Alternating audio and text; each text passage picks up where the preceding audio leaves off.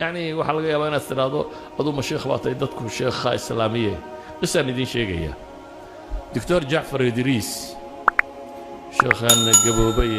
Suudaaniga ilaahay caafimaadiyo in sagaashan ka dhaafo culimada waaweyn muslimiinta kamida filosofna ayaa wuxuu yiri wuxuu ka warramaya ducaada dahsoon ee aan cidina ogeyn oo uu leeyahay ducaada dahsoon hal caawiyo marka laba nin buu ka warramay oo Mareykanka jooga mid wuxuu yiri waa taksiile taksiga wuxuu dadka kaga soo qaadaa airportka magaaladu keena taksigiisa marka cidi soo fuusho ayuu quraan cid macaan u saaraa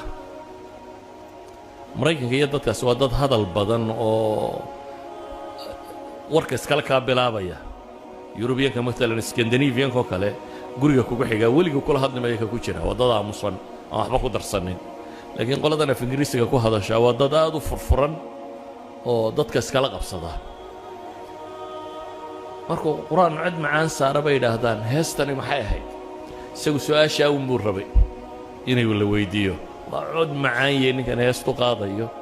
markaas wuxuu bilaabay inuu yiraahdo it's the last revelation from God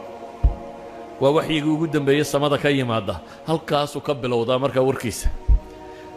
850 qof buu kursiga dambe iyagoo saarana shahaada u qabta 850 qof 6 bilood gudahoodna weeyaan maaha waqti badan 6 bilood gudahood buu 850 qof oo kursiga dambe ee taksiga saaran waa shahaada u laqibay kalabaad uu ka warramay wax weeyaan nin soo islaamay oo aan aqoon diineed oo badan lahayn muslimuun iimaanku galay oo iimaanku ka dhab yahay niman carbeed oo muslimiin oo masaajidda ku tukadooda waryaade war dadka naarta ku socdaana kaalay raaca dadka ana soo qabanaya idinku kaan idin keeno wuxuu sheega maalinba laba dadka masaajidka jooga af carabigana yaqaan ayuu ka xayaa isagu faatixadu dirka ku akhrinaya wadada dadka maraya ayuu shartaaga een mar rabtaa inaad islaamka wax ku ogaato dawaa bini aadama wax walba ku dhaca qaar waxa dhaw warnaga banee iska daaya buu yiraahdaa isaga diiday ka yiraahdaa islaamku muxuu yahay gacantu qabtaa waxa dhaw warkan wuxuu sii sheega dabeetana isagu wadada ku noqda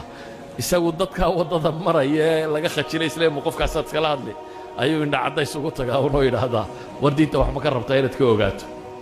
ka yiraahdaa muxuu yahay gacantu qabtaayo nin carbeed halkan taagan buu geeyaa wuxuu yiraahdaa diinta u sharax waxaan uga dan leeyahay qofka bini aadamkii hadduu ku tala galo inuu wax qabto waxbuu qaban karaa